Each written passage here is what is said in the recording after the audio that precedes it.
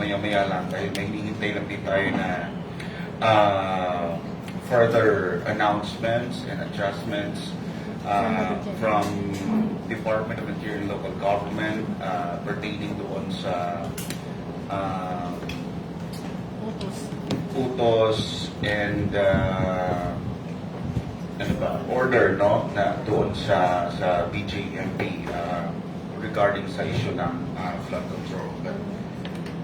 Pero mag-i-start na rin tayo habang hinihintay natin yung iba pa ng development natin. Once again, Happy New Year everyone and welcome sa ating regular na QCJI forum dito pa rin sa Quezon City Hall. And of course, sa lahat po ng mga kaibigan ho natin from TV, radio, and Newsspring, maraming salamat sa patuloy na pag-suporta.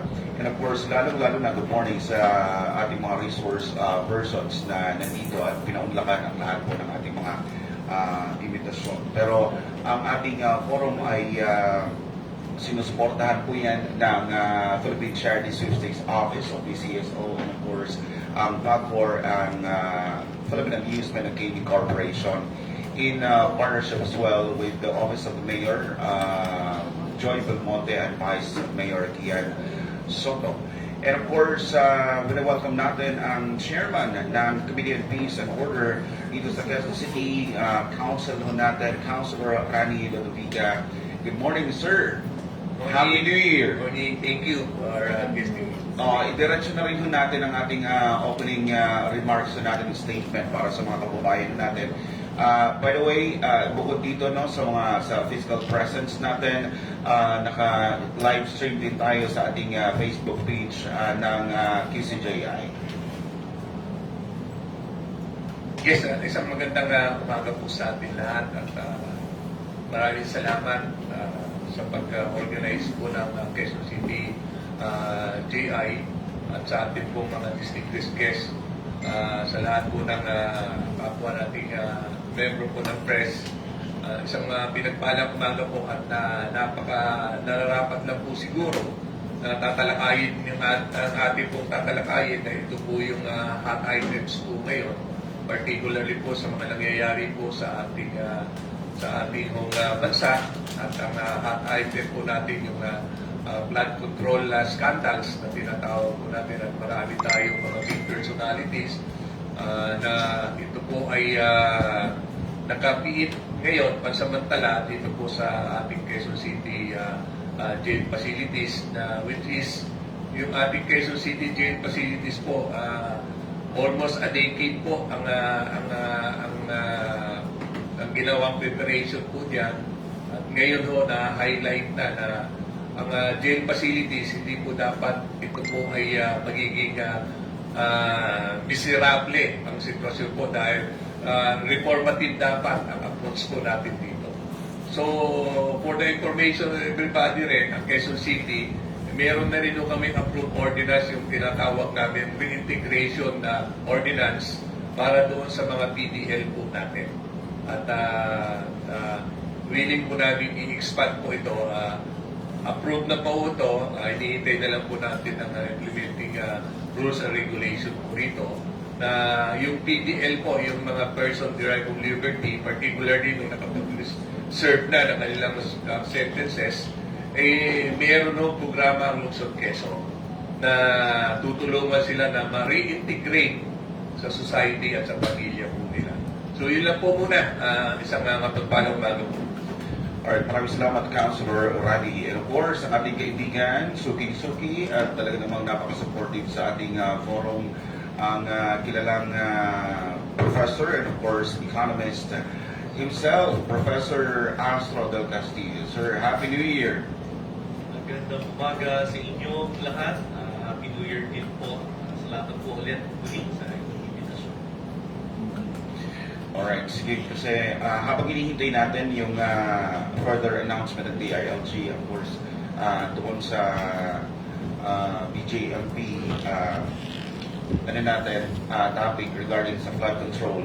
Since nabanggit na rin ni Councilor Rani yung tinatawag ko ninyo na reformative kasi nga may malalaki na hold na sinasabing mga pangalan, personality na nahuhuli na at napapakulong regarding doon sa flood control issues. Ano po yung ibig sabihin ng reformative natin sa sitwasyon ng magiging mga ano natin, makukulong doon sa mga kulungan dito sa Quezon City? Hindi ba mauuwi doon sa sinasabi nila na magkakaroon ng special treatment dahil reformative na ang itsura at sitwasyon sa loob ng kulungan mo natin? Yes, maraming po salamat. Actually po, ito pong Quezon City Jail Facilities, hindi po ito instant na ginawa para po dito sa mga tinatawag nating VIP na personalities na kasalukuyan po nakikater po natin doon. Ito po ay matagal na pong joint effort po ito ng national government at Lungsod Quezon. Ina-upgrade po natin ang facilities po ng ating jail. Kung nakita naman po natin na naging miserable ang buhay ng ating pong mga naliligaw na landas. Pero dito ho, sa pamamagitan po ito, sinasabay lang po natin to yung ating po facilities doon sa mga facilities na sa ibang bansa. Dito ho,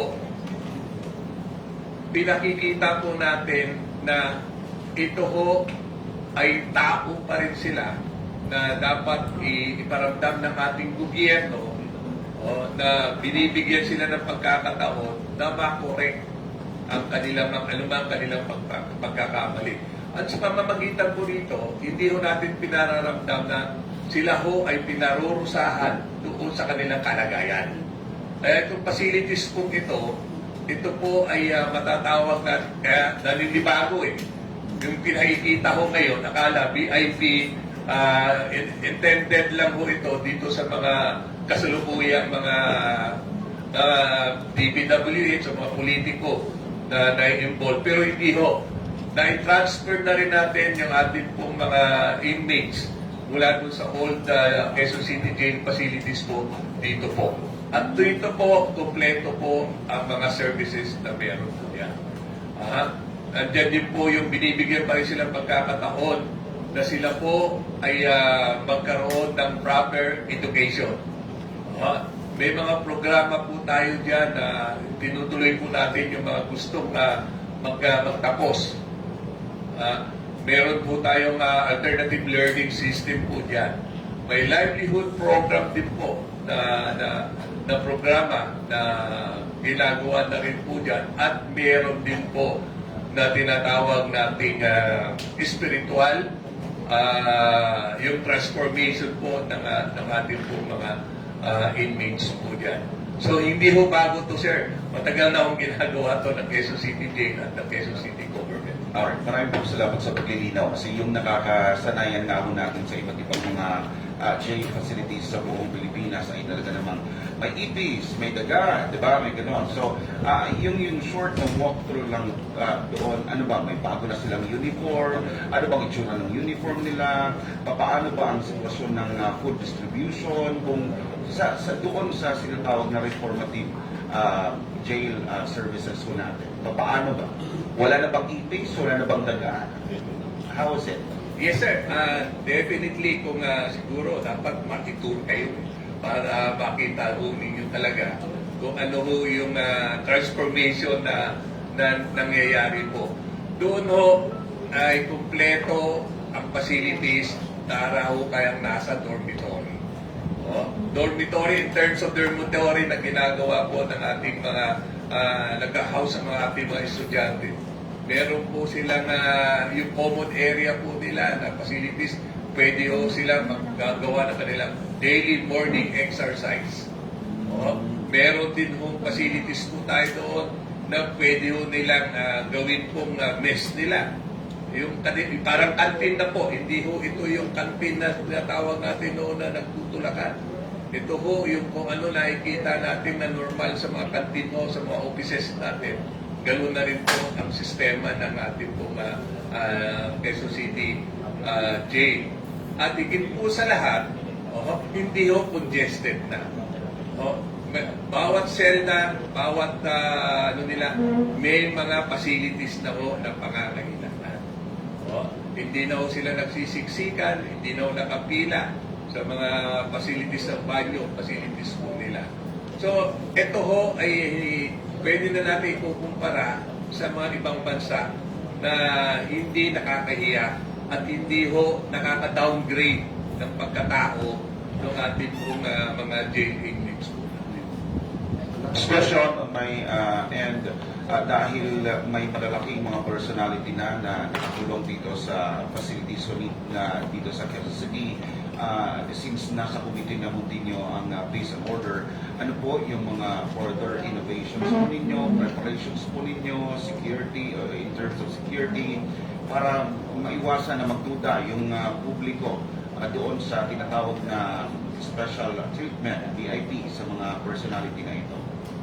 Yes, actually ho, wala na akong special treatment dahil common ho ng karapatan ng bawat inmates po doon. So, mahirap po i-explain na wala ho tayong visual o na nakikita. So, mas maganda ho, i-invite ho namin kayo na magtutor para hindi naman self-serving yung amin po sinasabi na may experience nyo po. May experience nyo mismo in your part. Buti ho sa inyo na manggagaling kung anong klase na ho na mayroong facilities po tayo ngayon. So baka ho sabihin siyempre po, taong gobyerno po ako, baka sabihin pinapopogi ko lang. Mas mainam na manggagaling na po sa inyo. I-arrange ko po pagka willing ho kayo para makita nyo po ang facilities po namin. Maraming salamat, Councilor Rani. Bago naman ang Q&A natin kay Professor Astro, Prof, dahil nga ito na, may mga malalaki ng isda na sinasabi na nahuli, nakulong, and of course ngayon, ongoing yung mga investigations. Ano ba yung nakikita ho natin? Kasi nung last year, sinasabi na isa sa mga naka-apekto sa ekonomiya ho natin, paglago ng ekonomiya natin, GDP natin, lahat-lahat dahil sa nakatutok ang gobyerno sa sa flood control issues ho natin. Ano yung nakikita natin na visions ngayong 2026 in terms of our economy? Yes, good morning again to everyone. For last year, 2025, talagang talagang tinamaan ang ating ekonomiya, mas humina ang ating ekonomiya. Yung last quarter natin, umabot tayo ng around 4% growth for third quarter. For this year, because of holiday spending and inflows ng OFW remittances, which usually malakas pag holiday season, and then hopefully yung year-end spending ng government na mas maayos, sana naka-prop up sa economy. So hopefully medyo mas malakas ang fourth quarter. However, we are not that optimistic that it will hit around 6 to 7%. Wala po niyan. So siguro towards the low end, actually ang projection is around 4.8 to 5.3% for the full year of this year, compared to 5.7% last year. For 2026, definitely there will continue to be may growth pa rin. However, we think it will be that hindi pa rin natin napapag-usapan yung totoo kailangan pag-usapan yung reforma. Hindi natin napapag-usapan paano na ba yung bagong bidding, paano na ba yung transparency, ano ba yung seryosong reforms. We are happy that we're glad that may mga nakulong na, tuloy yung investigation. Sana may mahuli talaga, hindi taon ng bilani. Pero mas gusto natin, reforma ay pinag-uusapan, yung sustainability of these reforms. Hindi rhetoric lang. Ano na ba yung mga ginagawa ng DPWH? Paano makakatuloy yung tao? Kailangan whole of nation approach eh. Dapat hindi lang DPWH ang nakikialam. Hindi lang executive, hindi lang kongreso. Dapat participative na rin ang mga tao. No? Sila na yung mga taga-sumbong. Dapat mas maganda sana yun. Pero hindi pa natin naririnig talaga yung mga totoong reforma. Wala tayong nakikita pa or naririnig na talagang initiatives na sinusulong na reforma sa kongreso. Yan, tulad ko lang yan sa ibang bansa. Nung nagkagulo sa Australia na lang yung nangyari sa Bondi Beach. No? Gumawa agad sila ng reforma para doon sa peace and order nila, pinasaan na agad ng local government nila and then sinusuporta ng federal national government. Ang bilis. Less than 2 months. Umusod sila. Sana ganun rin tayo. No? Non-developed country sila. It's not a reason for us to be slower. So again, reforma, totoong structural reforms ang makakapagpabalik ulit sa sigla ng ating ekonomiya, lalo na investments, no? Foreign and domestic. Alright, maraming salamat, Professor. Ngayon binubuksan na natin ang ating question and answer portion sa lahat po ng mga members natin ng KCJI. Unahin muna natin ang ating President, ang Filipino Star ngayon, Ms. Angie De La Cruz. Good morning po. My first question is for Councilor Rani, Tatay Rani. May idea po ba kayo kung ilan po yung kayang i-accommodate nung Quezon City Jail, ngayon yung pinagawa nyo, yung Quezon City Jail Payatas, comparing dun sa dati na malapit dun sa Kamuning area? Yes, more or less nasa 3,500 inmates na kaya i-accommodate. At ano pa rin yun, agad dito, may sarili sila ikang space, kaya parang mas malaki pa kaysa mga boarding houses na nakita natin sa mga usual na boarding houses sa mga universities natin. Kaya i-accommodate. At least meron din silang area for exercise, meron din silang area for entertainment. So, kinumpleto ho para hindi ho mahirap i-reform yung PDL po natin.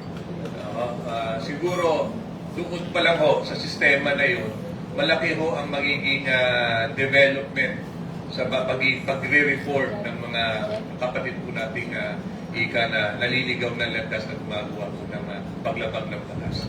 Dito po sa Payatas Jail, meron pa bang monthly allowance na binibigay ang Quezon City Government to sa mga inmates? Yes, may sinasubsidize po tayo. Foods, and then mga other ho services. Meron ho individual clinic na rin ho doon, site clinic. At meron ho yung foods po nila ron hindi na ho yung foods na lagi ho nating nakikita. Sinasubsidize po na city. At the same time, in terms of security, outside doon sa perimeter, meron ng assistance ang ating Quezon City Police po doon. So, ano na po, yung design po natin dito, nakakahinga. Para kung hindi nung araw na nandun ka sa Kamuning, talagang penitensya na, amoy pa lang penitensya na. Dito po, tao ho ang turing natin sa kanila. Hindi ho yung PDL. Tatay Rani, ang ginagawa ng Quezon City, LGUI, itong male dormitory sa Payatas. Is there any plan po na ayusin din po nyo yung female dormitory para naman dito sa mga kababaihan na binago natin? Kasi meron din po itong mga inmates ngayon na from the flood control accused. Yes, actually ho, facilities lang po naman ang hindi pa na-develop. O na-develop yung facilities, pero yung structure doon sa female ang hindi pa po. Pero doon po, twice na po, awarded po ang ating mga female at male jail. Nakatanggap po ng mga awards po ito. Last year din po nakatanggap po. Thank you po. For Prof. Astro, sir, marami pong report na nagdadalawang isip na raw po yung mga negosyante na maglagay ng negosyo sa Pilipinas dahil dito sa flood control mess. Any reaction po, sir, kung nangyayari na ito? Yes, actually napansin namin na noong 2024 pa lang, medyo may kaunting cost na unlike in previous years na medyo aggressive yung mga North America, Europe, even Asia, Australia. Aggressive sila na 2023. 2024 nung nag-start yung political index to go up, meaning may talk na about impeachment, no? Pero nag-away na yung unity team, no? Or hindi na nagkasundo. Medyo nagkaroon ng pause kasi not only because of that, it seems like ang tingin nila, no, sabi nila is it seems like mas nakafocus kasi sa politika rather than ekonomiya. And then noong end 2024, nakita rin natin na may mga legislators and other individuals, no, na sinabi nga na may concern sila sa 2025 budget. So noong 2020, when 2025 hit, no, and then yung impeachment pa rin, and then pumutok na yung those projects, no, talagang napansin namin talagang mukhang talagang hindi lang nag-pause, no, mukha talagang medyo i-delay na for several years yung pagpasok nila. Commitment nila hindi na masyado. We're talking about yung mga bago, no? Yung mga lumang foreign investors, they continue to expand. No? Not as aggressive, but they continue to expand. Nakita rin naman natin sa domestic, sa local investors, nandiyan pa rin naman, no? Malakas pa rin naman ang consumption. Pero napansin lang natin dun sa mga small and medium enterprises, makikita nyo pa rin na along EDSA, may mga selected stores pa rin na sarado, no? Even sa malls. So talagang may pagbabago. Wala dyan yung sigla. No? If you compare it also yung mga news ng mga neighboring countries natin, no? Yung mga nag-aalisan sa ibang bansa dahil sa decoupling sa China, no? Naglipatan sila sa Vietnam, Malaysia. Dati na-consider sa atin. No? Pero it seems like yun ang reality. Nasa data naman natin. I-Google nyo lang. AI nyo lang. Andun yung mga companies na talagang doon naglipatan sa kanila. Yun ang talagang challenge sa atin. Structural reforms, mas mag-focus ang lahat sana, no? Executive, legislative, more on the needs of the economy rather than politics. Yun ang hinihintay talaga. No? Sa ibang group, organizations na kasama ko, business organizations, no? Talagang naramdaman din namin yung mga dati bumabaha ng emails kami and mga messages para gusto mag-courtesy call, bumisita sa Pilipinas. Ngayon, halos muted, halos wala. Hopefully, magbago in the coming months, especially talaga kung marinig na natin yung totoong report. Thank you po. Thank you so much. Sunod na pagtatanong natin from TWIC, Jelly Mendez. Sir, on your side po, makatwiran ba yung sobrang paglalaan ng gobyerno ng pondo para sa flood control and infrastructure projects? Kasi marami na rin nasasangkot na sa bawat mga district. Alam mo, kailangan talagang problema siya. Kailangan pa rin talaga ipagawa. Ang gusto lang talaga namin makita, again, ulitin ko, ano ba yung bagong struktura, reforma na that the government will observe, no? Na that DPWH will implement. Sana makita namin yung araw na pati yung mga kilalang mga contractors, no? Pwede ba pagitin ng IEI, DMCI, mga malalaki talaga, sasama na rin dito sa mga bidding na to, lalo na sa mga big ticket items. So, sana mapalakas pa rin natin, may momentum ulit yung foreign assisted projects dun sa mga counterpart funds, sa mga malalaking infra. Alam mo, infra, malaki ang yan ang vein ng isang ekonomiya. So it's very important. Pero sana hindi talaga ulit nakawin. Sana mas maayos na struktura. Ako, kung pwede ko may tanongin, meron bang nasa balita na kung anong structural reforms ang talagang they're already taking for DPWH? That's only for DPWH. Paano yung ibang departamento na medyo nasangkot na yan? COA na supposedly nagbabantay sa ibang agencies. Anong reforma ang nagawa na ba para doon? No? Meron bang panibagong pinasa o ipapasa ang Kongreso? Tuloy-tuloy ba ang pag-uusap ng LEDA para mas maganda yung kanilang synchronized pagtatahig ng reforma para dito? Nawala na naman eh. So, again, kung pupunta tayo sa neighboring countries natin, kung pupuntaan yung neighboring countries natin, sila ang bilis eh. Ang bilis ng action, mas efficiente, mas maayos na infrastruktura. No? Si Vietnam, nakapunta na ba kayo ulit? Ang ganda ng mass rapid transit nila. No? Isang bansa na talagang babalikan mo na. Unlike before ay medyo hindi, huli-huli tayo. Sila nag-aaral dito at tayo pinapupunta doon to exchange ideas. Cambodia, Thailand, naiwanan na tayo. Look at the prices of their agriculture. No? Ng pagkain. Eh tayo, we are supposedly to be an agriculture country. And yet, ang mga mahal ng pagkain natin. You know how much food is in Thailand? Yung mga basic. Rice, mga sibuyas. Very infra will help. Infra will help. Farm-to-market roads will help. But again, sana the structural reforms will be in place and will be made known in public para naman participative yung mangyayari. Mas mababantay na maayos, may implement na mas maganda. Tatay Ran, especially sa distrito niyo. Yes, can I actually siguro political reform kailangan natin. Ang atin po kasi so much politicized na po tayo eh. Leadership reform, ang reform nga raw mag-i-start sa leader. Yeah. Pero pag sinabi natin political reform, politiko at bumoboto at dapat na sad to say, ang salot talaga sa bayan ito kami mga politiko.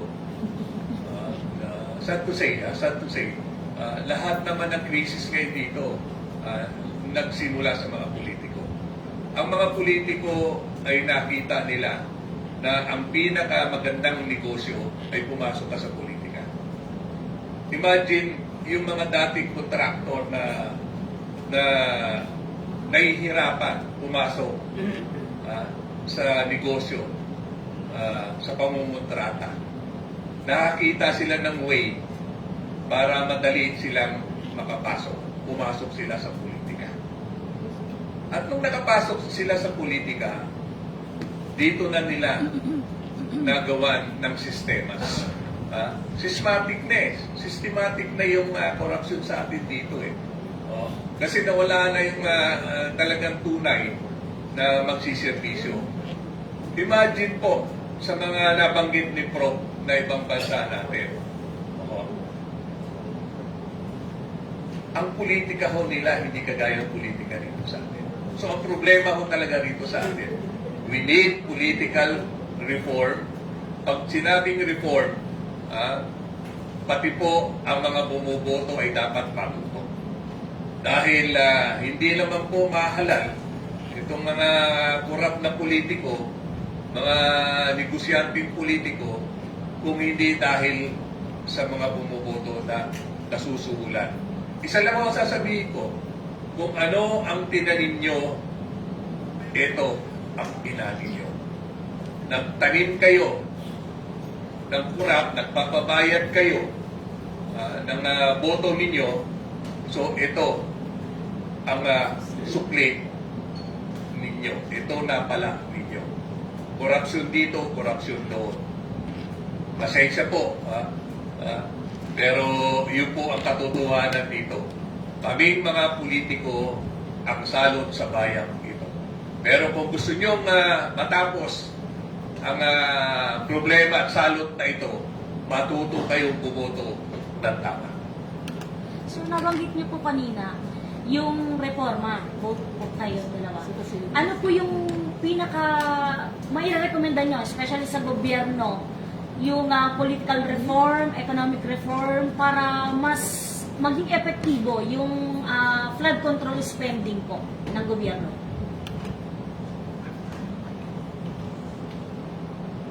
Siguro po, nakita po natin talaga naman, sabi ko nga, puro self-interest na eh. Wala namang kung tutusin, walang masama sa insertion eh. At saka sa allocation eh. Ang masama, naghihingi ka ng porsyento doon sa mga proyektong pinapasok mo.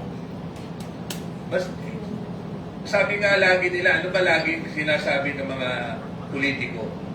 Kailangan namin ipaglaban ang pangangailangan ng aming nasasakupan.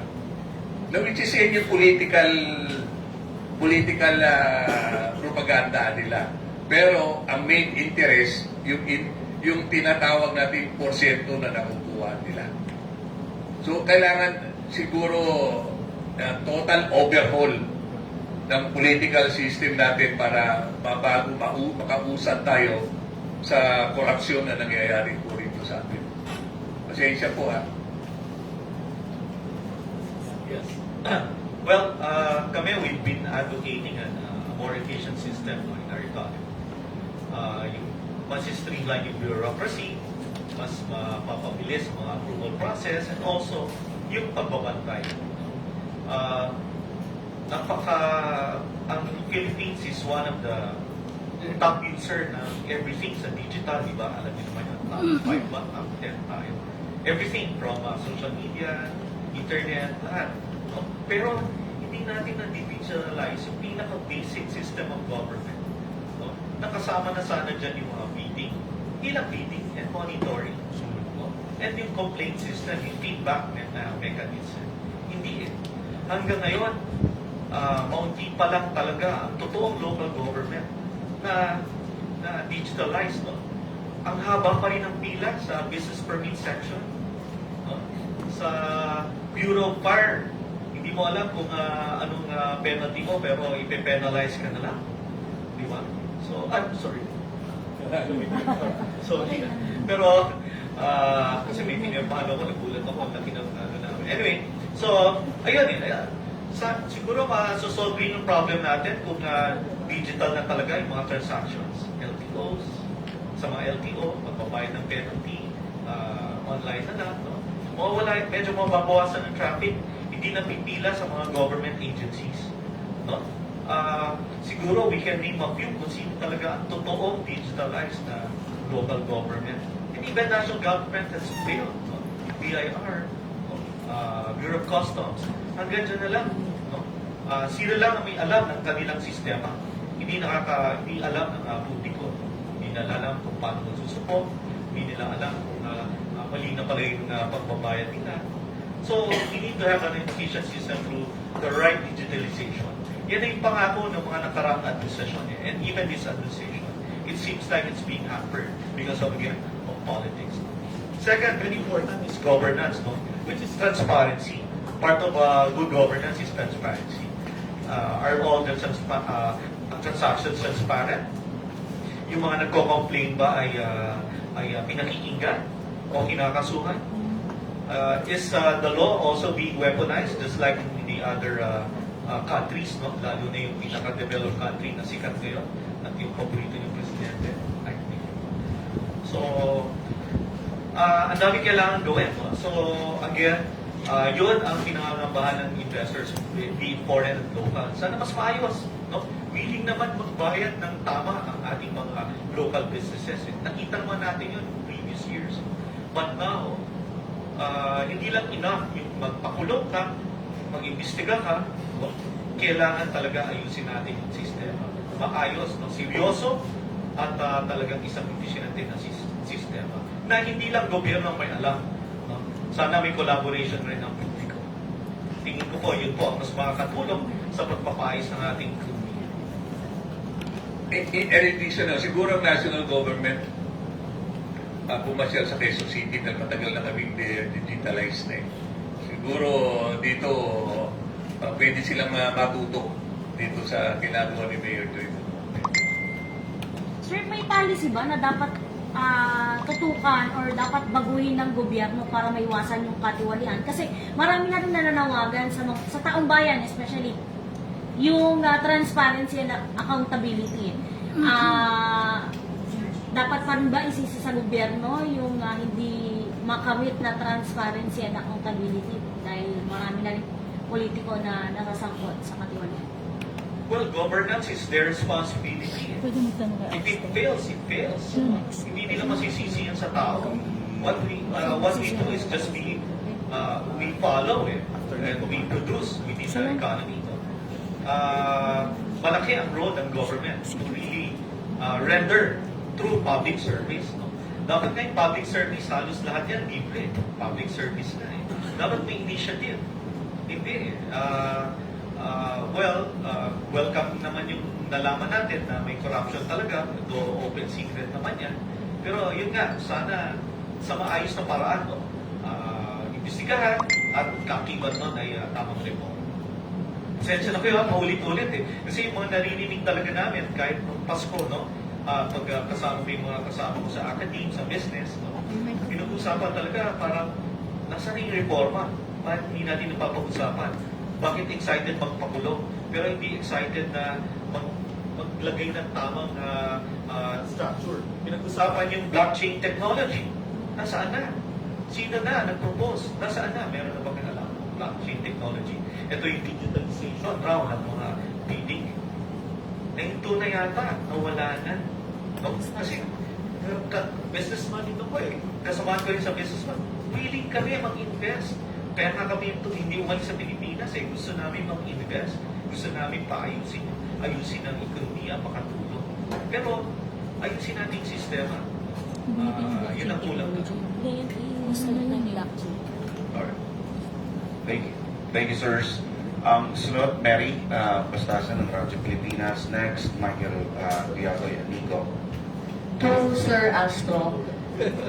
Sir, hi, good morning po. Sir, are we seeing peso to hit 60 pesos? And also, may effect, kasama rin ba sa reason ng pagbagsak ng peso yung nangyayari ngayon, pagbaba ng business confidence, and also yung sa flood control mess?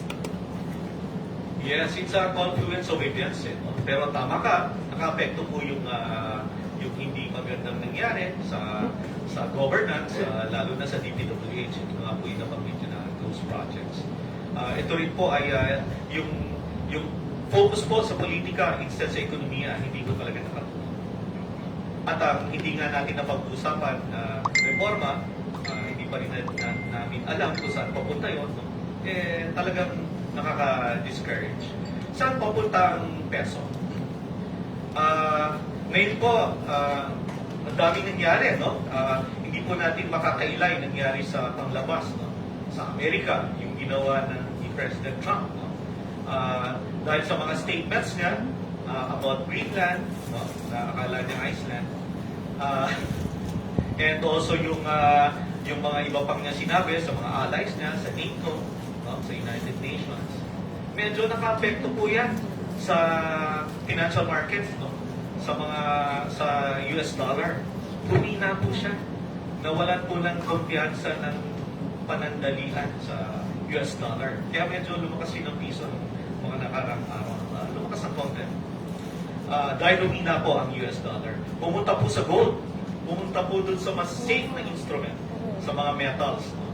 Gold, silver, kaya pala, dami kong nakaginto dito. So, malaki na yan.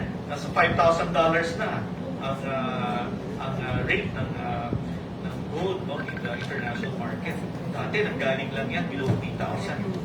So, talagang nagbabago yung environment. Will we hit 60? Tingin namin possible talaga. Inevitable. Inevitable na hindi natin maabot yun sa kadahilanan na wala pa nga tayong nakikita ulit na kailangan talaga ng reforma. Kailangan mo maakit yung investments. No? May problema rin sa OFWs. Naapektuhan din yung mga ibang kababayan natin sa abroad. Though malakas pa rin ang remittances, pero may pangamba pa rin tayo na may mga nawawalan ng trabaho dahil yung ibang ekonomiya overseas ay mahina pa rin. No? Naghahabulan sa North America. Baka yung mga kababayan natin doon ay ipabalik na rin dito. North America is one of the top area na nag-remit sa atin o dito sa Pilipinas. So, talagang it's a confluence of factors. I think everyone is saying that 60 peso is a possibility. But again, it can be reversed once the investment climate will further improve, no, to a more positive tone. Okay. Thank you so much. Kuya Mike Diagoy ng DZXL. Good morning kay Sir Astro. Sir, ito naman katanungin ko about itong sa tingin niyo makakatulong sa ating ekonomiya itong nakikita natin posture ng ilang mga legislators natin. Nakikita natin na very aggressive sila in criticizing China lately. No? May mga ilang mga babatas tayo na talagang ikipag-import sa Chinese sa mga ngayon. Considering na marami tayong mga negosyo din with China and with our OFWs dyan, do you think ito ay makatutulong lalo-lalo na sa ating sa trade prospect? Well, magandang katanungan po yan. No? Alam po natin, emotional na issue ito para sa ating lahat. No? Ayaw po natin na tatapakan ang ating territorial integrity ng ating bansa. Mas maganda po siguro yung ating mga political leaders, no? Ibang leaders, business leaders, private sector, mas conciliatory sana yung tone. Huwag tayo masyado sana aggressive. Let us always keep the other door open for possibilities of reconciliation. Alam na natin, mahaba na yung narating natin na pinagtsatsagaan natin na talagang makuha natin yung loob ng isang bansa. Pero mahirap naman po kung mga away na lang tayo mga away. Alam naman po natin yung result niya ay hindi maganda. Sana po hindi political statement. Sana something new. No? What did China do when tariffs was imposed on their country? Ano pong ginawa ng political leaders nila, ng leaders nila? Naghanap po ng alternatibo ng mga merkado. Trade surplus pa sila. Sana ganun pa rin po tayo. Kung tingin po nila ay talagang hindi na maganda yung ginagawa ng itong bansa nito, siguro po encourage rin nila yung ibang businessmen, no, ating kababayan, to look at the other markets, no, para naman masopen in case na masopen yung impact sa atin once na the situation deteriorates. But again, just like in any business, tingin po natin ang masabi natin sa ating mga political leaders and other leaders. No? Sana po yung laging posisyon sa business, no, na ginagawa namin. At alam po, pati yung mga maayos na political leaders, no, win-win solution sana. No? Hindi emotional, hindi tayo mga away. Sana win-win solution po. Tingin na po natin, mas mapapaganda po yan. Kung ma-set aside po natin yung West Philippine Sea issue while focus on trade, no? Palakasin natin yung pag-export sa kanila, hindi man sa kanila, sa ibang bansa, or may alternative tayo. Siguro po yun na mas may pinag-uusapan kaysa sa pag-init po ang ating. Yes, sir, kay Councilor Vica, sir, can you expand more dun sa IRR itong reintegration na ordinance ng City Council, kumbaga yung particularly sa livelihood aspect ng mga lalabas, ano yung lalamanin po nito? Yes, actually, dinadraft na itong finishing touches na kami dito sa IRR. Hindi lang kasi doon sa livelihood eh. Yung karamihan no, kasi nung kaya gumawa tayo ng ordinance ito. Kasi karamihan no, sa mga PDL natin, ang una-una tumatalikod dyan yung pamilya eh. Oo. So karamihan no, pagka na-release na, na-serve na yung kanilang sentence mo, wala na silang babalikan ang pamilya. So dito ho, kung wala na silang babalikan ang pamilya, meron kaming tinatawag na halfway house na pwede ho nilang tutuluyan muna. At the same time po, kompleto po services. Unang-una po, spiritual. Values formation, and then livelihood program, depende ho sa kakayanan po nila. And then, pagka sila po ay, yung program na to ay nai-implement na po, ang Quezon City government na rin po ang maghahanap ng employment po nila at magagaranti na sila po ay hindi na babalik doon sa nakaraan po nila. At the same time, pagka ang pamilya ko ay PDL na, naligaw na lalandas, tututukan na rin po dapat from barangay to the city, bigyan na rin po ng assistance yung pamilya po ng PDL po natin.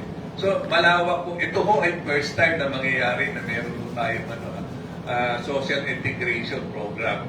So, nasa finishing touches na po ng SSDD po namin. Ito may lalagyan ng budget, sir? Yes, definitely may budget po ito. Meron po tayong tinatawag ko na happy house to tawag namin po rito eh. Kasi ang dami naman ho napatay yung multipurpose hall na mga misan na hindi na ho na-serve na no purpose talaga. Mag-identify na lang po per district o ang city po may identified na lang ginagawa ng punto rito. Napaka-importante po rito. At kung karamihan sa mga PDL na pinalabas po natin, karamihan na di-discriminate din eh. Ang sinasabi nila, ayaw ko sa iyo kasi ex-COVID ka. Dito sa ordinansa natin ito, bawal na po sila i-discriminate. Ng mga negosyante o yung mga employer. Yung pati yung employer, ang city na ho, ang gagawa ng, kasi meron naman kung employment office ang city, public employment office, PESO ang city, sila na rin po maghahanap at magagarantiya po doon sa mga papasukan na bigyan mo ng pagkakataon at sagot po ng city ang pinapasok po natin dito. Thank you, Sir. Hindi ko magpagsik ng DCMF.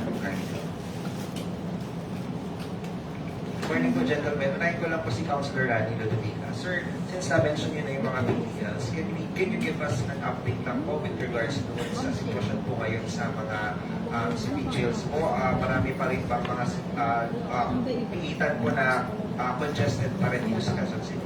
Actually, ang congested na lang na temporary shell na pinalagay sa mga station natin, yung subject pa lang po for inquest procedure.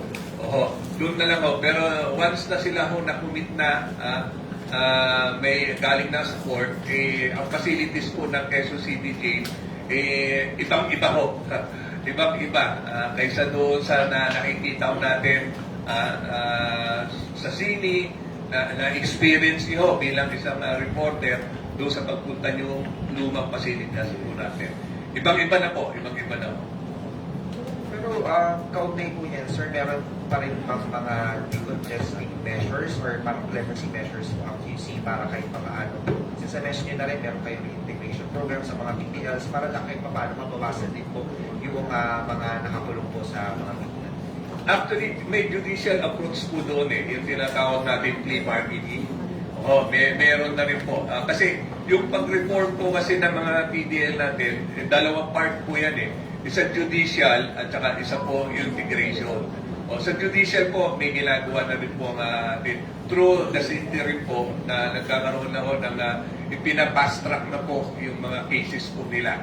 Para, kunyari, nag-violate ka lang ng city ordinance, tapos wala kang pang piyansa, tapos dahil wala kang pang piyansa, matagal ka nang nakakulong doon, samantalang kung ang violation mo naman, imprisonment lang for 2 months o 6 months, naka 1 year ka na, yun ang judicial reform na ginagawa po natin yan. Meron pong direct ugnayan po, pati pauhong natin, Public Attorney's Office po, involved din po yan. Salamat po, Councilor. Kay Professor Astro Del Castillo po, sir. Regards po dun sa sinabi nyo kanina, kasi sabi nyo nga, parang we should focus on the economy more than the politics, no? Pero sa tingin niyo po ba makakatulong yung clamor ng publiko na mapanagot po yung talagang mga nasasangkot po dito sa mga flood control projects, since sabi niyo rin po na isa rin ito talaga sa mga naging factors ng medyo paghinga ng ekonomiya natin. And how do you make do with holding them accountable and at the same time hindi siya tawaging pagpupolitika? Thank you po. Well, kaya nga ang sabi namin, focus dun sa structural reforms. Hindi namin sinasabi na put a stop on this or take a pause or magalang. Hindi. Pursue talaga natin aggressively for that. But sana mas ahead naman yung reforma. Kaya nga I made an example, isang bansa, may kaguluhan sa kanila, pero less than a month or two, nakapasa na agad sila ng batas on how to reinforce their security discrimination against a certain sector. Ang bilis.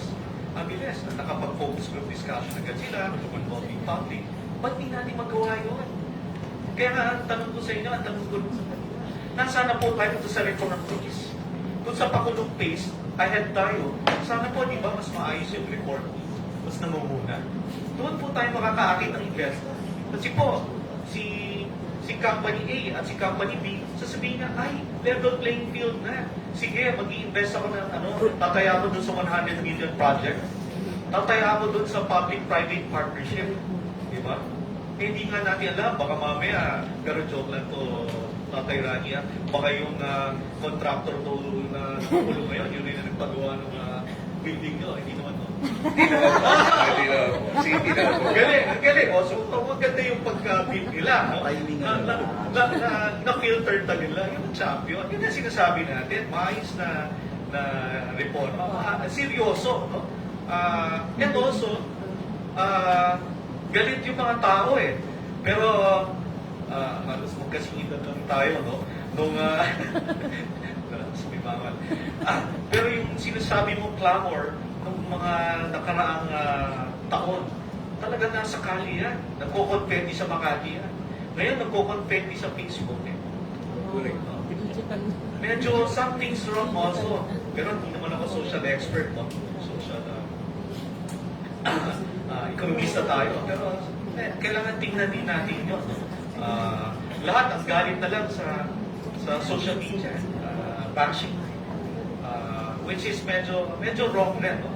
Kailangan ipahiwatig rin naman ang ating saloobin. Pero hindi naman natin kailangan gayahin yung ibang bansa na sinulog yung mga government institutions. Hindi naman. Kailangan ibalik lang natin yung talagang pinagsimulan natin na very proud tayo. No? I'm not clamoring for it, no? Yung so-called people power. Ibig sabihin yung maayos na pagka-clamor for real change. Dapat ganun. Ngayon, wala eh. Wala yata. Sino bang emerging leader for that? Meron ba po?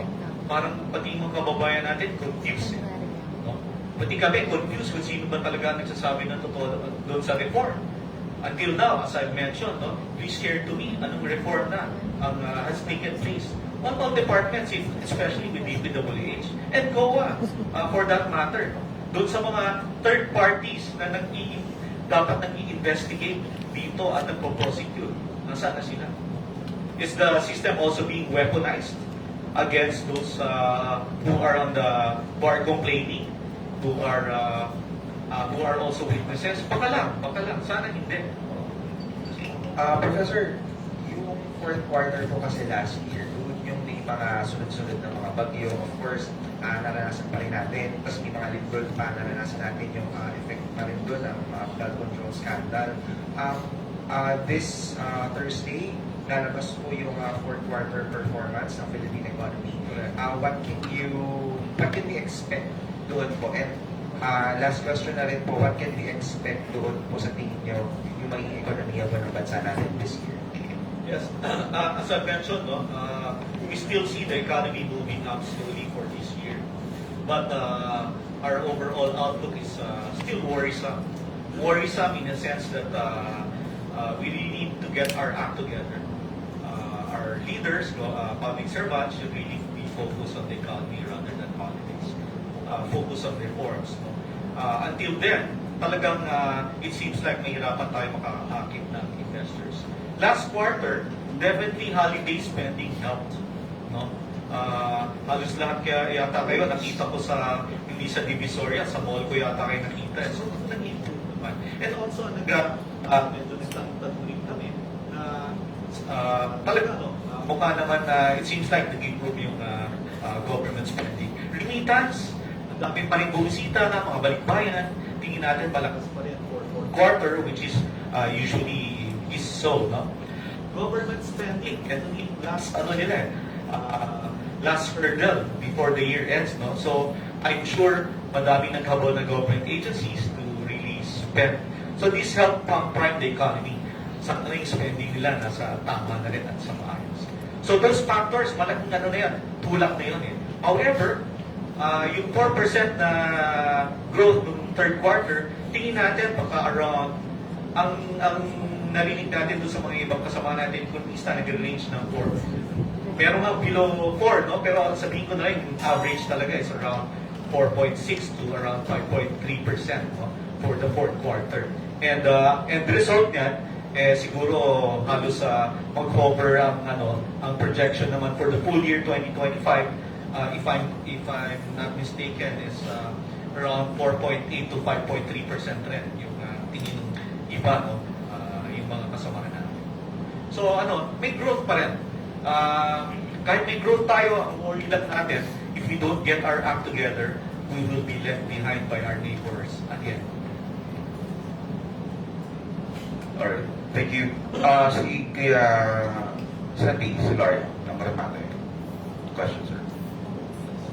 Pakapot na lang po ng line.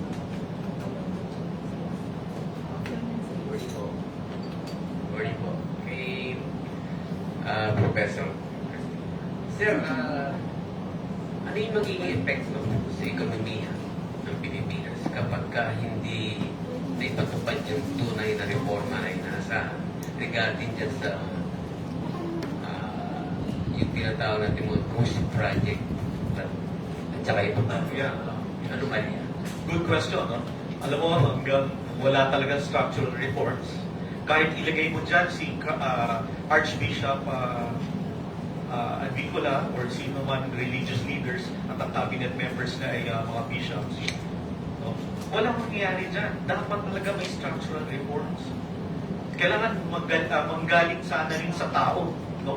At yung mga talagang responsible legislators natin sana mag-initiate rin. Ma-pressure nila, no? Sana hindi na nakafocus sa mga political actions, no?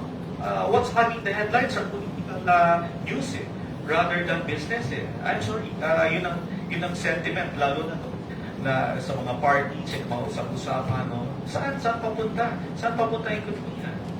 Again, pag hindi maayos yung, kung hindi mo inayos ng, kung wala kang tamang sistema para sa sasakyan mo, for preventive maintenance, napapalitan mo ng tamang repairs, no? Or for that matter, i-relate sa ekonomiya, yung barko natin, no? Hindi natin maiayos ng yung pagtakbo, no? Hindi maayos ang maintenance, hindi nanakaw yung spare parts, hindi pinapakain ng tama yung crew, no? Nagagalit yung pasahero, baka hindi makarating yan sa talagang pupuntahan. So, yung structural reforms pa rin ang very important. Pag hindi nangyari ito, katulad na nabanggit ko sa inyo, uusad pa rin ang ating ekonomiya. Kasi ang lakas pa rin ng OFWs mo, ang lakas pa rin ng BPOs mo, at gumagastos pa rin ng gobyerno. So, may pag-unlad pa rin yan. Mas mahina na compared to the other countries. Yun lang, mas dadami pa rin siguro ang mga kababayan natin na talagang nasa poverty line. But talagang hindi natin na maiayos in the next coming months. No? For me, 2026 is a make or break year. No? Very important po. Bakit po? 27-28, political year na yun. Makakampanya na sila for 2028. Yung iba sinasabi nga ako, previous years pa, nag-start yung political season for 2020. No? Sana naman hindi. Pero pag hindi sila umaksyon, and then it will be. So, very critical to at 2026. We need to fast-track those reforms. Alam niyo, yung mga reforma, yung mga sistema na ginagawa ng ibang bansa, kinopya nila, nakopya lang rin nila sa atin yung iba doon. No? At pinaganda rin nila. No? Kasi tayo yung nauuna noong 70s. 80s, a bit. No? Dito sila nag-aaral. Sa agriculture, sa UP Los Baños sila nag-aaral. Doon galing. So, alam ko, kasi nakikita ko sila, Vietnamese, Cambodia, Thai. No? But look at their agriculture now. Look at their prices. Yung sinasabi niya peso, pag nag-weekend pa, nakakatakot. No? Kasi, lahat ini-import na natin ilang langis, pati pagkain.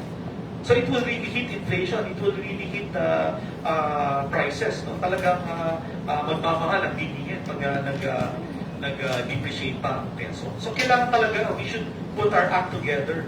Now, soon, not only investigation, should be really reforms. Ang ulit, no? Nakailang sabi na ako ng reforms. Baka Guinness Book of World Record na ako. Pero yun ang tingin namin, no? One of the primary key, no? In solving this situation. Pabalikin natin lakas ng ating ang tiwala ng investor.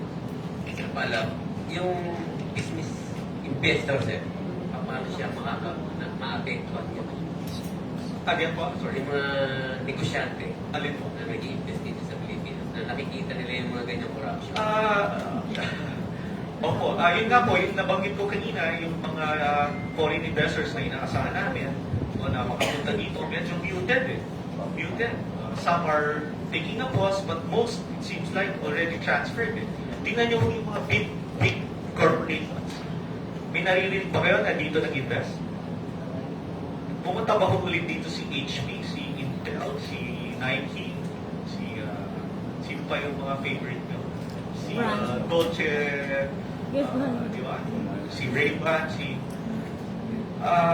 andun po sa kabilang bansa eh, sa katabi natin. Sa Vietnam, Thailand, no? Nakapag-a-adjust agad sila pag may kaguluhan sa labas, no? Yung taripa. Yung ibang bansa, kahit nag-impose ng taripa sa kanila yung Amerika, naapektuhan sila, naghanap sila ng ibang markets. Di ba? Look at their tourist arrivals also. Di ba? Ang daming opportunities for us. Ang ganda-ganda ng Pilipinas. Pero I'm sure lahat halos tayo or lahat tayo, mga kaibigan natin or even kayo, instead na umikot sa ulit sa Boracay or sa Surigao, kung saan mga magagandang lugar, karamihan ng mga kaibigan natin, kamag-anak natin, nasa Korea, nasa Japan, sa Thailand, this holiday season, di ba? Tingnan niyo po yung mga social media. Well, yun lang din yung mga sinasabi ng mga ating kasama. So, we really need to improve fast. No? Kailangan immediate this year. Kung hindi, mahirapan tayo for 27, 28. Remember, what is our mission in life? What is our mission in life? Tatay, our mission in life is to make this generation a better one for the future generation. Let's do it. If we need to really shout at government to please reform while pursuing justice. No? Huwag lang panay rhetoric or justisya, alleged rhetoric and justisya. No? Dapat reform pa rin. Otherwise, yun nga po, will be left behind. Let's complete our mission. No? Wala pa akong asawa, wala pa akong pamilya, wala pa akong pero ito yung mga pamangkin ko. Di ba? Andyan po yung the young generation. We owe it to them. So let's do this year, not next year. In addition, yung reform na ako, for my own opinion, I'm already 68 years old. 25 years is public service na po ako. Matagal na ako tumitindig kahit mahirap ilaban ng tama, nilalaban ko po ito. Political and social reform. Masyado na ho kasi nasasamantala yung ating pong sistema po dito. Ngayon, sa political system natin, sino ba nakikinabang? Wala ho investor na pumapasok. Yung mga oligarchs po natin ang nakikinabang dito po sa mga corrupt na politiko. So, part to be blamed, politician and oligarchs. Sila na lang ho. Wala na tayong political, wala na ho tayong foreign investor, wala na ho tayong mga big companies na pumapasok sa ating bansa. Kung hindi, ang nagpapalago na lang sa atin dito, yung mga oligarchs na nagpapakain sa mga buhayang politiko.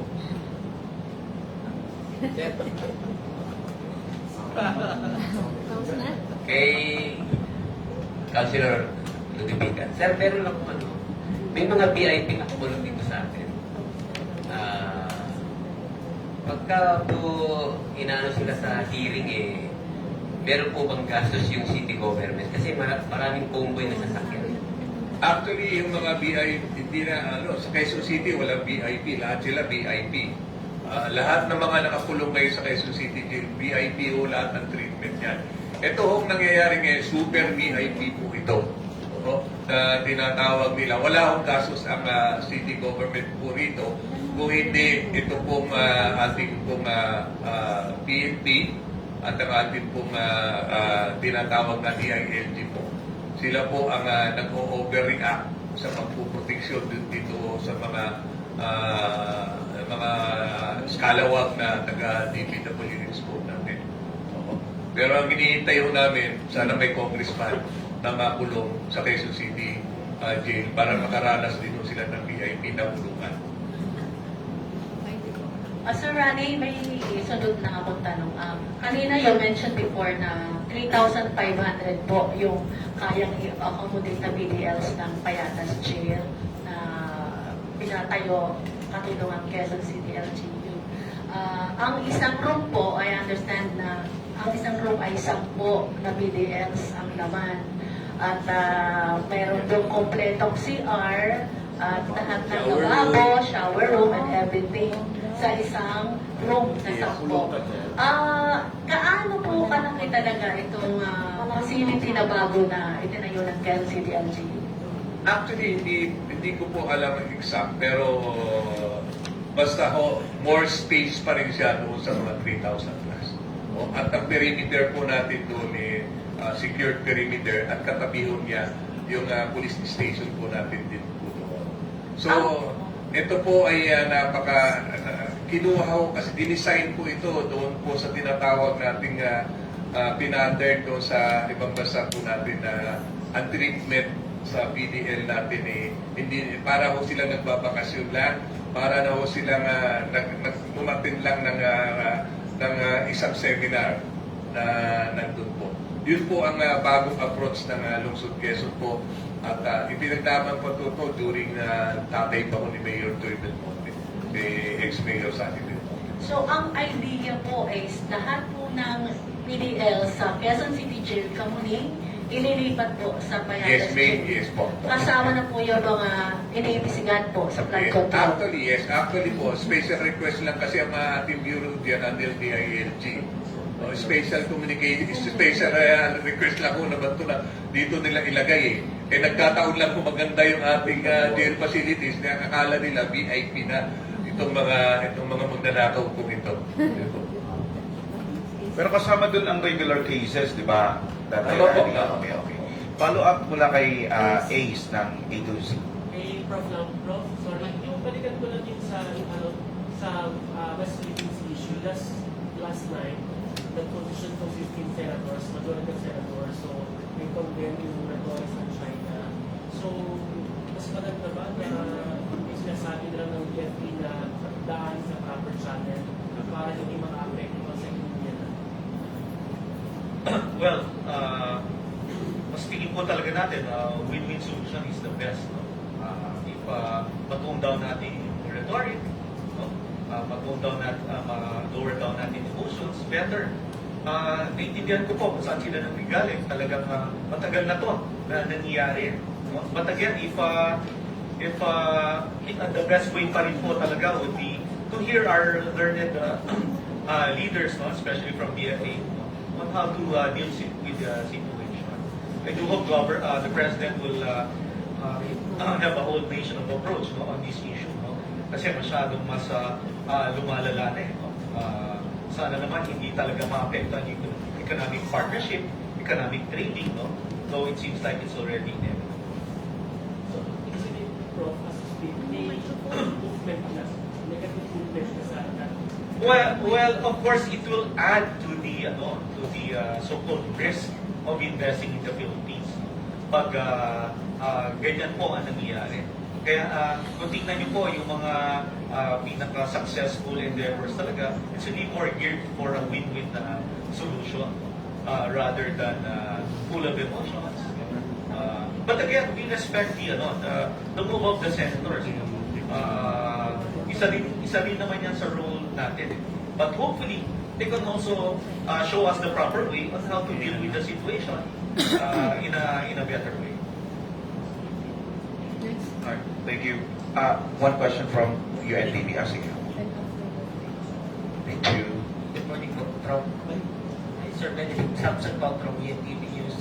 So sir, nung sumama kami kay Secretary Dizon nung mag-inspect siya sa Maharlika Highway, sinabi niya na i-post muna yung mga budget na inilaan ng mga district dahil isang contractor na lang na malaki daw yung gagawa. So sir, reaction niyo po doon, maganda po ba yung gano'n na isahan na lang at nagawang din yung Japanese, sir? Well, mas maganda sana hindi piecemeal eh. No? So sana talaga isang maayos na reforma struktura. Ano ba yun? Ano ba yung konsepto? Ano ba yung conceptual framework? Doon lang ba yun sa Maharlika Highway? Or it will be duplicated in other projects? Even I can't answer you directly because hindi ko alam yung detalye. So, given that I'm confused, kami talagang mga nagmamonitor rin ng ekonomiya, no? Kasi isa yun ang role namin eh, akin ng investors, hindi lang yung mga locals, but also foreign.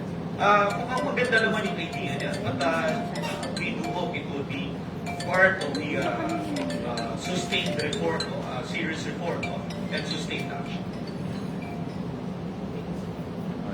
Thank you. Kay Jean Villamente ng Daily Tribune.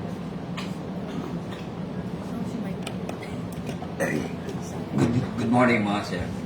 Ano lang, talking about reforms, economic and political, would you consider the anti-dynasty bill na binabalik ngayon at sabi, pagagandahin, makakatulong ba yan sa reforma nating inaasam? Malaki kung totoong political dynasty, hindi selective political dynasty. Pero, sad to say, doon sa pending na bill na hinaing nila, mukhang selective dynasty pa rin. So, kung talagang gusto natin totally reform, dapat talaga iban talaga ang mga kamag-anak. Ito naman talaga sana dumilan po tayong lahat dito. Kayo, lalo na kayong mga member ng press. Kayo po ay nakakatanggap ng iba't ibang pangyayari. So, alam niyo yan kung ano ang katotohanan dito. Ang katotohanan ho rito, pamilya ho ng mga magnanakaw na politiko na lang ang namamayani sa political system natin. So, political reform, social reform. Dahil kung hindi pareho magre-reform ito, walang mangyayari. Social responsibility ng bawat tao. Dapat gamitin, huwag magpabayad, huwag ibenta ang karapatan na pumili ng tama. Dahil ang may kontrol ng politika ngayon sa atin dito, yung may perang politiko. Bakit ka nagka-perang politiko? Dahil magnanakaw ka. Dahil sa porsyento na nakukuha mo. So, wala akong reform ng easy way. Wala akong reform na sa katotohanan po lahat po tayo sumisigaw ng pagbabago. Pero may ginagawa pa tayo para magbago. Survival of the fittest, self-bestness ng bawat Pilipino ang umiiral po sa atin. Sana magiging selfie na lang sa cellphone. Yan na lang po sana. Ako, matanda na ako eh. Professional ang mga anak ko. Pero ang gusto ko proteksyonan yung kinabukasan din ng mga anak ko, yung mga henerasyon nila. Sa totoo, sa panahon ngayon, napakahirap ipaglaban ang tama. Pupuyugin ka, kakalkalin ka, pasasamahin ka. So, sino pa ang tatayo pagka hindi natapos ang ganitong sistema? Pasensya po ulit. Yes, I agree na we support the anti-dynasty bill. Pero yung tama, yung maayos. Kailangan pa kong pag-usapan yan. Madami pa kailangan sanang mas maayos na bill, no? Na anti-dynasty bill na hindi selfish, sabi nga ni Tatay Ryan. Hindi po ako political analyst, ekonomista po ako, pero talaga pong naapektuhan ang ekonomiya ng ating struktura sa politika. Nakita na po natin nagkaroon po ng breakdown, hindi po nag-function ng properly. The people, the public funds was not protected, were not protected because of the selfishness of a few or several public servants. So, kailangan po talaga iayos. And kung iaayos po, sana talaga this year. With the end view na talagang sana nakafocus pa rin. Ang primary focus pa rin would be the economy. Yung needs ng ekonomiya. Yung sa BPO, paano po for this year, pag pinasa na yung call center of America, sumaapektuhan mo yung BPO sector natin, isa yan sa nagbibigay sila sa atin. So, hihina naman tayo. Dapat hindi tayo reactionary. Dapat ngayon pa lang mo, pinag-uusapan na meron na initiative ng ating government. What if, dahil sa demand ng energy, because of, ang lamig ko parang andito na tayo, negative 50, negative 40 sa ibang bansa. Mas kailangan nila ng enerhiya, kailangan nila ng langis at gas para power up. Kaya po, tingin natin baka tumaas pa ang presyo ng gasolina in the world market.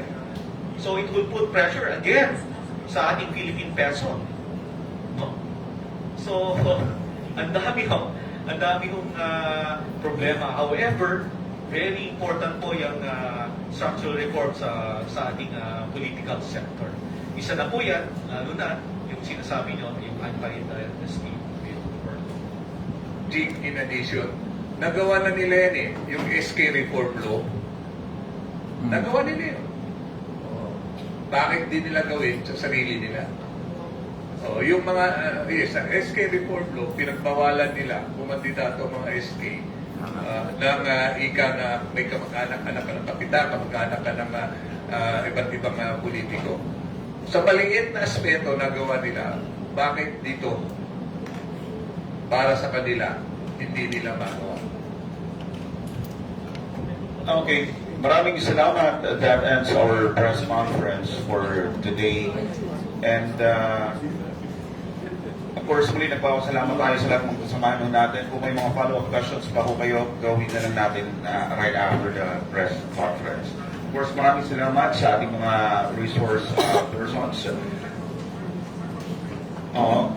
Humihilang po tayo ng paumanhin po sa dito pagdating ng personnel ng BJMPO dahil may utos po ang DILG na hindi po sila pwedeng magbigay ng pahayag tungkol sa flood control project na scandal issue. Alright, at syempre, ang ating mga kapartner, ang Philippine Charity Sweepstakes Office and of course the Philippine Amusement and Gaming Corporation, maraming pong salamat sa suporta ko ninyo. Sige, Tatay Rani, baka may ano pa kayo, closing statement, parang lang po. Sana po sa member of the press, kayo po yung ating tinatawag na the third force sa reforma. Sana maging kayong maging instrumento doon sa mga kaibigan, boss natin, nasa atin po lahat. Pero yung power of information, power of truthfulness, nakasalalay ko sa inyong mga press po. Mabuhay po kayo. Thank you. Gamitin ng tama. Professor, baka may huli pa kayong Okay. ipaglalaban? Wala naman. Again po, as I mentioned, we see the economy moving up slowly for this year. But again, the overall outlook is worrisome. No? Again, we're appealing to our leaders in government and in the legislature that sana mag-focus naman po sa ekonomiya and sa structural reforms ng ating gobyerno. Para naman po ma-improve natin talaga ang ating ekonomiya. Kasi po talagang naiiwanan na po tayo ng ibang bansa. Madami pa pong kaguluhan na ine-expect tayo sa panlabas. Lalo na po doon sa ibang posisyon ng leader ng Amerika. iba yung kanyang geoeconomics and geopolitics, it will really shake the world. It has shaken us. No? We should be prepared. We should be doing something about it. So, yun lang po. Maraming salamat po at mabuhay kayo. Maraming salamat muli, and this has been Paul Montibon ng SMNI News. Good day, everyone.